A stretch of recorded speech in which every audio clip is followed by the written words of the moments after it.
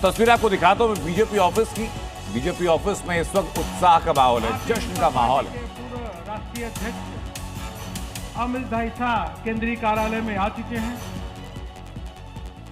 घोषणाएं वहां हो रही हैं। मंच से बताया जा रहा है कि गृह मंत्री अमित शाह वहां पहुंच चुके हैं। प्रधानमंत्री जी पार्टी अध्यक्ष जगत प्रकाश नड्डा वहां पहुंच चुके हैं। हम सभी एक बार तालियों के द्वारा फिर से अभिनंदन और वंदन करते हैं। तालियां। अब एक नारा लगाएंगे, जन जन का प्यार बिहार में फिर से। यहाँ की तस्वीरें आपको लगातार हम दिखाते रहेंगे और जैसे ही प्रधानमंत्री नरेंद्र मोदी मंच पर होंगे वापस तस्वीरों में आपको ले चलेंगे। लेकिन इसी बीच नतीजों पर नीतीश कुमार की तरफ से पोस्ट कर दिया गया। नीतीश कुमार ने कहा कि वोटर्स को नमन, धन्यवाद और उनका आभार। प्रधानमंत्री नरेंद्र मोदी को सहयोग के लिए धन्यवाद। ये नीतीश कुमार का पोस्ट है जो मैं आपको पढ़कर सुना भी देता हूं। वो कह रहे हैं कि बिहार विधानसभा चुनाव 2025 में राज्यवासियों ने भारी बहुमत देकर सरकार के प्रति विश्वास जताया। इसके लिए राज्य के सभी सम्मानित मतदाताओं को मेरा नमन, हृदय से आभार और धन्यवाद। आदरणीय प्रधानमंत्री नरेंद्र मोदी जी को उनसे मिले सहयोग के लिए उनका नमन करते हुए हृदय से आभार एवं धन्यवाद। और आप ध्यान कीजिए कि इस पोस्ट में प्रधानमंत्री नरेंद्र मोदी के साथ साथ चिराग पासवान को भी टैग किया है।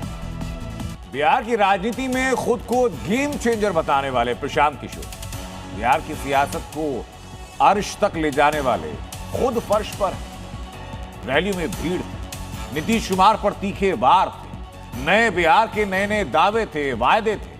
बावजूद इन सब के जन स्वराज पार्टी एक सीट भी जीतने में कामयाब नहीं हुई। प्रचार के जो हीरो थे वो नतीजों में जीरो कैसे बन गए, इस रिपोर्ट में आपको उत्तर मिलेगा। प्रशांत किशोर यानी पीके ने बिहार चुनाव में अपनी नई पार्टी बनाकर जबरदस्त सियासी आगाज किया।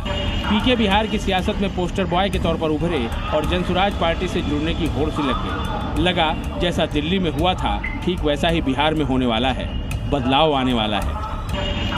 बेरोजगारी, पलायन, शिक्षा नीति को लेकर पीके ने बढ़ चढ़ कर बातें की और बिहारियों को एक नए बिहार का ख्वाब दिखाया।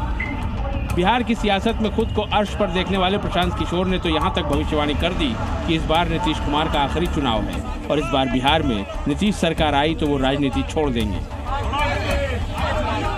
ये अंतिम सत्र है और नीतीश कुमार के लंबे राजनीतिक कैरियर का ये अंतिम सत्र है, जबकि वो सत्र में मुख्यमंत्री के तौर पर, विधानसभा के नेता के तौर पर वहां जाएंगे, क्योंकि इसके बाद नीतीश कुमार की राजनीतिक पारी का खात्मा हो जाएगा। इसके बाद विधानसभा के नेता के तौर पर नीतीश कुमार को आगे काम करने का अवसर जनता नहीं देने वाली है।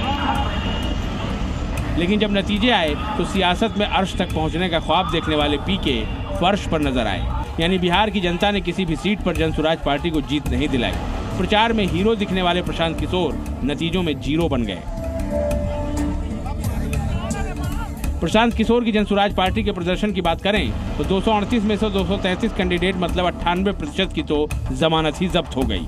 पार्टी एक सीट मढ़ौरा पर दूसरे नंबर तक नहीं पहुंच पाई, वो भी तब जबकि एनडीए के प्रत्याशी का नामांकन ही खारिज हो गया था। जिस जिले से प्रशांत किशोर खुद आते हैं उसी रोहतास जिले की 7 सीटों पर उनकी पार्टी जमानत नहीं बचा पाई। यानी पीके को बिहार की जनता ने नीतीश के आगे नकार दिया और 6 साल में 6 सीएम बनवाने वाले प्रशांत किशोर जब खुद बिहार जीतने निकले तो एक सीट भी नहीं जीत पाए। ब्यूरो रिपोर्ट, जी मीडिया।